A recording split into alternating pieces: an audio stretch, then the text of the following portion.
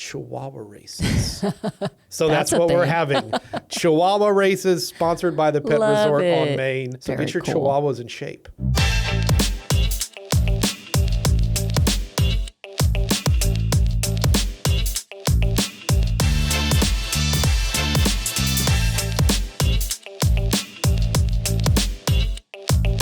Well, welcome back, everyone, to another episode of Town Talk. Today, we are talking with CVB Director Joel Novosad. Hey! And most excitingly, about Tejas Fest. Mr. Tejas Fest. Hey! I used to be Mr. Boot Fest. That's what I'd be called. And Yeah, we're not going to call you that anymore. It's Mr. I like Tejas Mr. Fest. Tejas Fest. Not Mr. Armadillo. Not Mr. That's actually Marty right there. That's what I call him. Oh, really? Marty. That's our mascot. He has a name now? Yeah, Martin from Martin de Leon. It's Marty. Oh. Marty the Armadillo. I right? get it. That's cute. Yeah. Joel, how are you? I'm great. We are having an awesome time planning for 2025. Really? Just tell you. Are you still coming out of the whole bicentennial mode? I remember you were like, I'm just trying to find my normal routine again. Yeah, and definitely Tejas Fest definitely pushes you back into that big time. Yeah, so, little bit. It's a lot of fun. We're really excited about this year's festival, October 3rd and 4th. Mm-hmm. Last year was our inaugural event and just blew it out of the water. Yeah, it was awesome. It was awesome. It really was. And I think the community really respected the hard work put behind, kind of revamping what was formerly Boot Fest to now Tejas Fest as part of the bicentennial. It was a great way to show off the new De Leon Plaza, the Performance Pavilion. We actually had the road manager for Josh Abbott was like, this is such a great venue and everything. Really? Oh, good. And I wanted to say that Saturday during the day was so cool with all the activities we had, which we're going to bring back this year. Like the Lucha Libre, and the petting zoo, trick roper, you name it. It was a lot of fun. It was. I was able to go. I took my kiddos for the first day where, all the kids' activities are. And then, of course, I volunteered as a city employee at a few of the vendor booths. So I was going to ask you, speaking of, you're welcome. It was fun. What are things that are returning? Mm-hmm. What are things that might be new? Yeah, so I mentioned all of those Saturday activities that really brought people out last year. Yeah. We're going to be bringing a lot of those back. So the Lucha Libre performance, petting zoo, free photo booth, trick roper, and then the car show, the Bikes, Trikes, and Power Wheels car show is going to be back. Awesome. Presented by Garage Transformers. Then the cornhole tournament. Presented by HTO. So I'm going to be mentioning a lot of sponsors. Nice. Yes, that was a feature we had last year, but we've got some great underwriting partners, which we're really happy about. The tamale eating contest was a big hit. That's going to be sponsored by Ventura's again. The guy last year who won got 44 in 10 minutes. Oh my gosh. He ate 44. Yeah. That's wild. It's incredible. Did you watch it happen? I was there. I had the megaphone. I'm like, this is amazing. Look at this guy. And he was like a really fit guy. Apparently, really? He's like an amateur competitive eater. So maybe we had the next Joey Chestnut, right. down there. Sit on that for a second. I can't imagine how someone can fit that many tamales in their belly, especially being fit. Yeah. And there was the second place had like 30 something. Yeah, it was. We had like 15 spots and all of them filled up, but then like 8 only showed up. So I guess the other 7 chickened out or something like that. Maybe they had a tummy ache that morning. I don't know. Right. But so we're going to be bringing that back. The margarita contest this year, sponsored by Speedy Spirits, is going to be coming back. And then a new feature. So we had the armadillo racing last year. Right. It was interesting. It was kind of a throwback to the Armadillo Fest days of the 70s. But, I had a moment of inspiration. I was like, what else can we do that can really get, racing that can really get the community out? And I took, my wife and I took our daughter to the wiener dog races at the livestock show. Yep. And I'm sitting there and it's 200 people out there and everybody's cheering and people have brought their dogs. And I'm like, Chihuahua races. So that's what we're having. Chihuahua races sponsored by the Pet Resort on Main. So information will be coming out on that soon. And Pet Resort is totally handling all that for us. They have the experience because they do the wiener dog races at the livestock show too. So we're going to have Chihuahua races. So get your Chihuahuas in shape. Get them in shape training. and do some training. Take them on some walks. Yes. Get them well fed. bulked up. Yeah. But also get them an armadillo costume. Wouldn't that be funny? That would be As great. if there was Chihuahua I think we should have a races little in an like armadillo best costume. styled, or whatever costume. That'd be funny. Best armadillo impersonation by a dog award.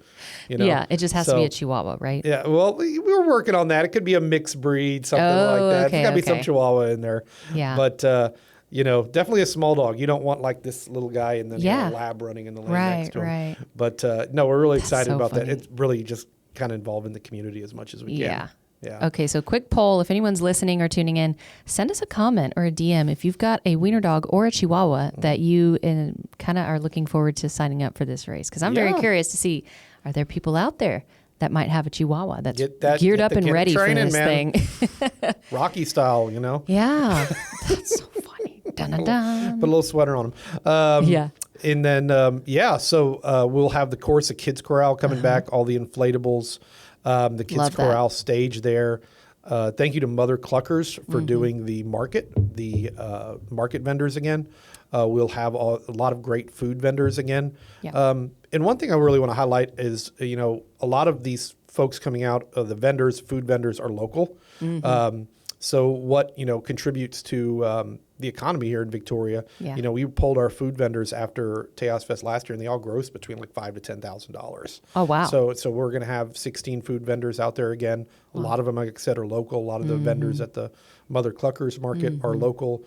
And then, the services that we get for Tejas Fest, whether it's inflatables or tent, table and chair rental, stage sound and light production, a lot of times we use local vendors. So we're giving back to our local companies who we need to help put us on. Right. Put this festival on. And they benefit from it. Yeah. And I'm sure you heard great feedback from last year's event. So I'm sure they're looking forward to signing back up again. Great feedback on this year's event. We just released the lineup, the main stage lineup. Yes. On June Let's talk about 17th. That.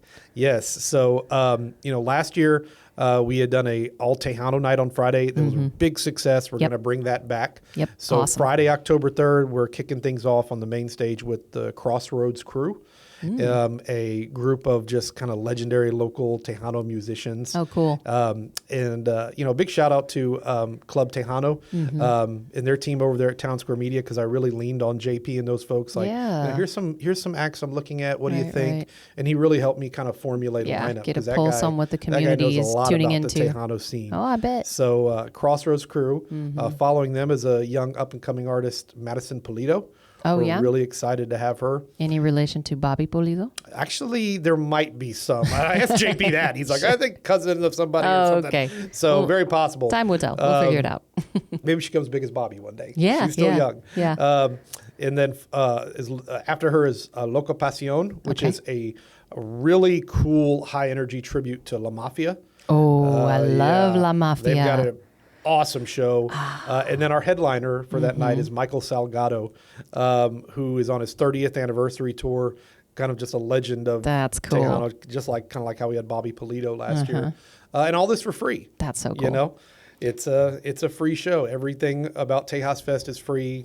Unless you want money for food and beverages and stuff like that. Yeah. But all these activities that I'm mentioning, all of that's free. Cool. Unless you want to sign up for like the car show and stuff like that. There's registration fees. And bring your money for the vendors, food, drinks, whatnot.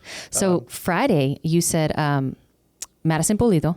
You said Loco Pasión. And then Michael Salgado, and kicking things off is a Crossroads crew. We're trying to bring local acts in there. Yeah. So right now we're going to play a quick clip. We can't for too long, due to copyright concerns, but we will play. You got a few 5 seconds worth. to listen, yeah.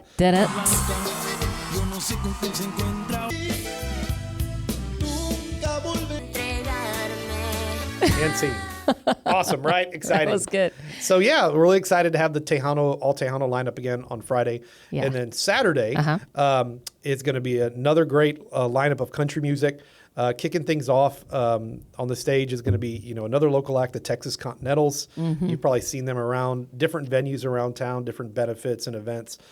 They just do an awesome job of, a lot of classic country and pop covers and a little bit of everything. They're really great musicians. And So the Texas Continentals, after them is the Chad Cook Band. Chad Cook's got some ties to Victoria here. Has played at Dodge City Saloon a couple of times. Young group, a lot of energy, really fun, just real great country sound. That's so cool. So the Chad Cook Band, after them, is Corey Morrow, who is just a legend of the Texas country scene, been around for decades now. I remember listening to him when I was in college at A&M. First kind of discovering Texas country when I went to A&M. Yeah. And then our festival headliner that night we're really excited about is Pecos and the Rooftops. High energy, young. We're hoping to bring out like a mix of the crowd. Some of those folks who are older like myself who listen to Corey Morrow, and then some of the younger folks, the 20-somethings who love that kind of new sound that Pecos and the Rooftops have. Right. So a lot of these younger Texas country groups are mixing like rock in with their sound and everything. Got it. And Pecos and the Rooftops definitely exemplifies that. So we're really excited to have them as our Saturday night and That's exciting. It sounds like headliner. a good lineup to meet everyone's needs, and depending on your music, taste, whatnot, between Friday and Saturday, you're bound to be pleased and entertained between the two. Real quick, what's Cook's first name? Chad Cook. Chad Cook. I wanted to make sure I got it right. I know his wife. I just realized I put two and two together when you sent us the lineup JP information. Said, I was on the radio the other day, a second. He's like, he went to De Leon. I'm like, is that Allie? And sure enough, it is. Okay. Yeah, so shout out Allie and Chad Cook. Hello, folks. But real quick, I want to segue over to Pecos and the Rooftops and Corey Morrow, because I'm really excited to hear from them as well as all the others that you've just announced today. And so here's another quick listen, 5-second clip again. Yep, there you go.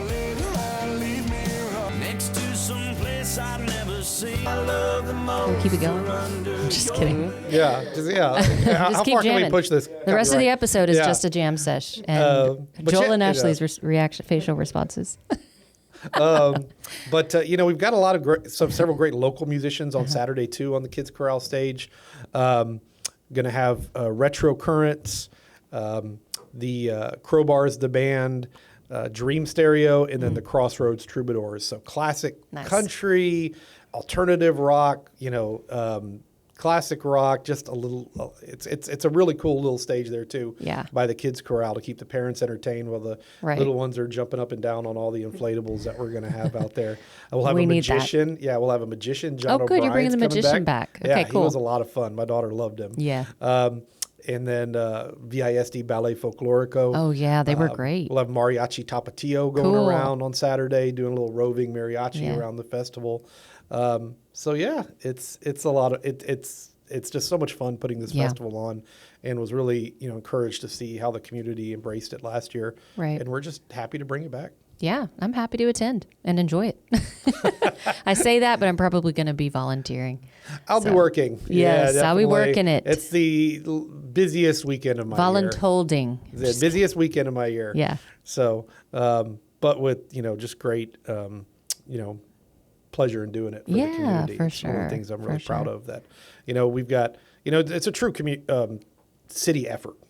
There's so many departments that are involved. It's not just a convention and visitors bureau or communications. Right. It's PD, fire, public works, solid waste, IT, you name it. Just there's so many departments, parks and recreation, pitching in. It's a real Herculean effort to get this festival to happen. Yeah. And we couldn't do it without all our other departments, the support of council, the support of our business community. We have got a lot of great sponsors this year.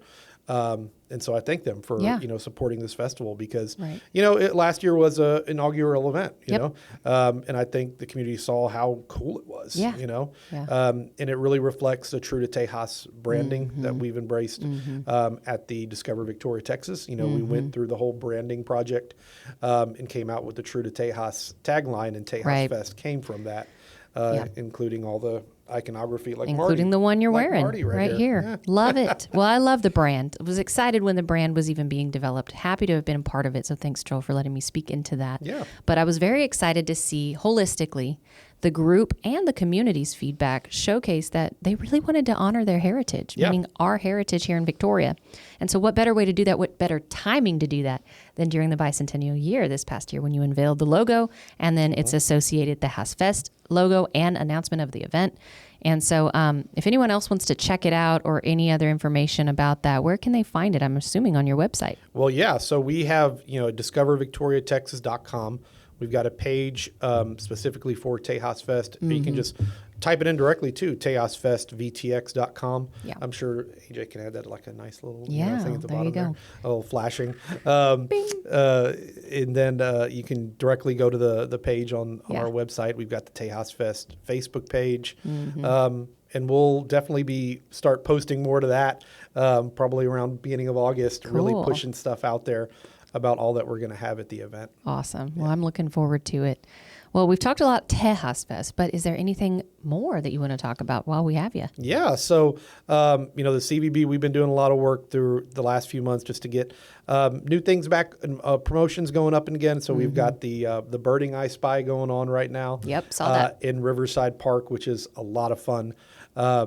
Check out, if you go to our website, you can see more about that. And we've got 12 little different birding displays. If you walk along the trail, you see it. You check in with your Bandwango. You can get that from our website too, the Bandwango platform. And each check-in is an entry into a drawing for some birding-related prizes. And I know I found what I want to get, are one of those bird feeders with the cameras in them.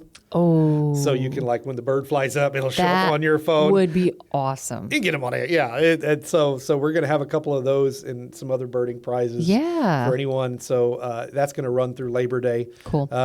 So yeah, definitely get out there in the evenings, preferably. Yeah, right now, because it's really hot. Evenings or mornings, unless you bring plenty of water. Bring plenty of water, Right. because it's a long. It starts at about the trail starts at about the boat ramp and goes down through the 8th Nature Trail. So it's Very a long, cool. it's a long trail, but it's a great walk. And so we've got that going on, and we'll be launching the Tacos and Margs Trail again in just a couple of weeks, and beginning of August, running through October is the plan for that one. And we've got such a great lineup of Tex-Mex restaurants here in Victoria. And we'll be doing really cool prizes on that again. So we're happy to launch that. I was going to say, regarding the Tacos and Margs Trail, for those who may be hearing about this for the first time, can you talk a little bit about what it is? Yeah. What's So it's intended to do? again, it's part of our Bandwango platform. And if you go to any of the participating restaurants, you can just check in if you signed up through the Tacos and Margs Trail through our website. We've done it before in the past where you had to get a PIN number from the staff. We don't have to do that anymore. It'll based on your geolocation data on your phone. You check in, and each check-in is an entry for a drawing every 2 weeks. And each drawing is going to have like a $50 Visa gift card, a couple of other little swag items from the trail. So then you can get a free meal out of it if you want to use a gift card for that. And it's just a way to highlight, the Tex-Mex scene that we have here in Victoria. It is our most, prevalent kind of restaurant. It's a, there's so many just really great establishments here, restaurants, in the Tex-Mex scene. So we just wanted to highlight that a little more. Definitely. And have a fun way you're already going out to eat anyway. Try to win some stuff maybe. Absolutely. And if you haven't, here's where you need to go. So how do you decide, or who decides, how do they even get involved in participating in this? So as far as the restaurants go, we've been recruiting them right now, talking to them. Awesome. They need to, as Tacos and Margs Trail, they need to have, margaritas and things like that. And tacos. So not on the all, menu. Well, any kind of Tex-Mex, really, almost all, and definitely margaritas. So that limits the number, some of the restaurants, because not all of our Tex-Mex restaurants have the permits and margaritas and alcohol and stuff. Sure. So we wanted that to be kind of the parameters of being a part of it. So we've got a pretty good lineup so far, and we've got some other ones that they're still thinking about it, and sometime we'll launch the trail, and if a restaurant decides to join later while the trail's going on, we'll happily accept them. Awesome. So our goal is to around at least 10 or so more restaurants to have on that trail, and each restaurant will have a window decal, table tents with QR codes, yard signage if we can put some out, if they have some grassy areas, and they so people will be able to see that it's a participating restaurant, and there'll be a QR code for them to sign up while they're there. It really only takes a few seconds to sign up. Super simple, it sounds and like. It's free. Can you talk again about your Bandwango app? Because that's a way that they can participate in this, and a few other things you've mentioned. So for those, again, who might be hearing for the first time, what is it? So our Bandwango platform, we have a partnership with them, and they're one of the premier just providers of these kind of things, digital passports for a lot of different CVBs around the country. Got it. And right now, we have the Birding I Spy, we have the Tacos and Margs Trail. Starting in our next fiscal year, we're going to add several more to that. We're going to bring back our Trail Through Time displays and how to win prizes from that. We're going to be rebranding the Coastal Texas Barbecue Trail, putting that on there. Cool. We'd like to do an Instagram trail, an Insta trail, just for highlighting cool places to take cool photos around Victoria. Right. And we really don't have a limit on how many passes we can do. So we've got some really cool ideas on how we can even, expand our use of that. Right. So it makes things super easy. We do You Love Shopping Victoria on there every holiday season.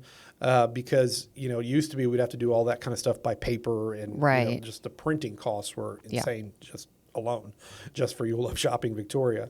So all of this is integrated now on the Bandwango platform, and we can do so much through it. Awesome. Right at your fingertips. Yep. That's how I love it. It's on my cell phone. I'm bound to do it. Speaking of, shameless plug, our City Alert Center just debuted this past fall. And to visit and sign up and get alerts about your utility bill or utility changes or schedule changes. Yeah, trash pickup route schedule changes, cancellations, or water service. Tis the future. VictoriaTX.gov/alert center. I'm imagining AJ's going to put that right here. Yeah.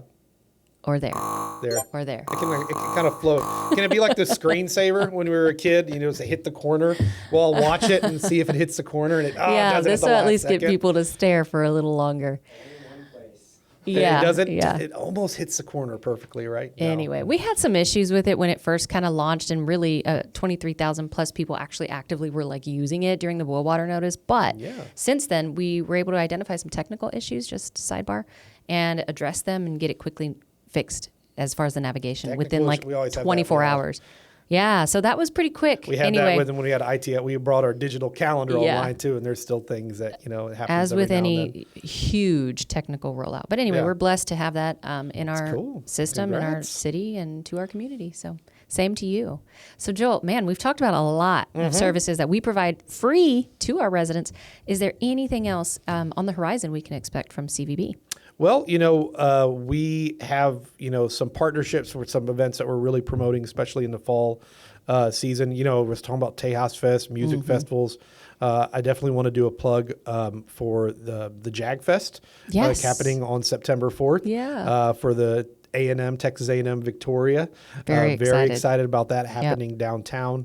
As well as Crossroads BBQ and Brew Music Festival. That was Red Dirt last year. It's still the same folks. It's Town Square Media, but they rebranded it to fit a little more with our culture here in Victoria. Cool. And they announced their lineup. It's really good too. Braxton Keith, Cody Canada and The Departed, Tyler Halverson, just a couple of other folks, a couple of local groups, Stout Brothers. That's going to be a really cool event. I know that my daughter and Braxton Keith's getting big. That is a really great get for them. So it looks and they bring 15 or so barbecue joints. And if you get either the VIP or I think it's the general admission ticket, you get to sample the barbecue joints. Love that. Then they have a concert only ticket. So if you're not hungry and you just want to hear the music, they've got that too. Yeah. So that's going to be in November. Awesome. So we're really looking forward to that event too, just a month after Tejas Fest. Absolutely. It's like things are never stopping here in Victoria. No. I hate when people say, sorry, that's a strong word, but I really get sad when people say. Make me sad. Right. I know. Should we put an emoji? I'm getting a lot to AJ right now. I don't know why. Anyway, what I was going to say was it's upsetting when people say they went to, that there's nothing here to do because there's so many staff members here at the city, but even beyond, like you said, Town Square Media, other groups, nonprofits, anyone really here who's hosting events, really want to show them support. So plan to make it out there, folks. If you're listening, go to discovervictoriatexas.com. Check out Joel's website. Check out our calendar. Our event calendar is awesome. Of events. And it's even just this person playing live music at this venue this Friday night, Yeah. We've got all of those kind of things, stuff that's going on at the library. We have got, I think, the best events calendar in town. Yeah. And that's your one. Discover Just Victoria, confirming Texas. you do. It's your. Thank you. You're welcome. It's the one-stop shop, for what you want to do. And, Right. Discover your own community. Well, I've got kiddos, and gosh, I got to tell you, thanks for hosting all these events. I mean, speaking of the library, thanks Jessica, thanks whoever else is hosting stuff, because it gives me something for them to do. Yes. Outside and enjoy this community we get to be a part of. And of course, it's always nice to see folks or you recognize out and about in the community. So be a part of something, people. Be a part of these events, and of course, plan to be a part of Tejas Fest. We're very excited about it coming back, yes. and all the other events you just talked about. I feel like we've talked about a lot, but and what the new center, community center, the new community center. We haven't even talked about that, but that's more to come there. Oh, the visitor center. You said that, you kept saying the new center. I'm like, well, there's the community center, the visitor city alert center, the center of the universe. I don't know. Journey to the center of the universe. What are we talking about? This is a really fun episode. I hope they all go like AJ this. Sorota, just like, talk about the front. I'm like, the front of what? Like I love it. I love it. You weren't specific enough, man. There's a lot of centers. So your visitor center. Yes. That's a good one. Our new visitor center space. Yes, Yeah. our new hours. This was in February. We are open on Thursdays and Fridays until 7, Saturdays from 10 to 3. Yep. We've got this really cool foyer area now with the papel picado from the ceiling and an iPad station and new window wraps out front. So when people ask how to get into 700 Main Center, I say go through the fun entrance. Just how do we get to the visitor center? Just drive around 700 Main and see the fun entrance, and you're like, oh yeah, it's that one. Because we've got all the colors and everything up there. Right. So, well, it's looking good. Yeah. Congrats to all you guys are doing again, Joel, and y'all too. Thanks. I appreciate it. Yeah, communication's always here to support whatever you guys are doing, but you guys are spearheading a lot of these things for our community to enjoy and tourists and visitors alone. So thanks again. And man, we have a lot to talk about. So we'll have to bring you back and let's do it. Yeah. Thanks again for bringing on this program. Well, we got something to talk about. Always. Yeah. And we'll talk to you then or next time. Hey guys, thanks for tuning in to today's episode of Town Talk. Check out future episodes at victoriatx.gov/Town Talk, or of course, subscribe to our YouTube channel and our Spotify account. Make sure you hit that notification button to be sure that you get alerted instantly when our new episodes debut. You don't want to get behind, you want to stay informed, so make sure you do that. We appreciate your support, couldn't do it without you. So thanks again, and we'll talk to you next time.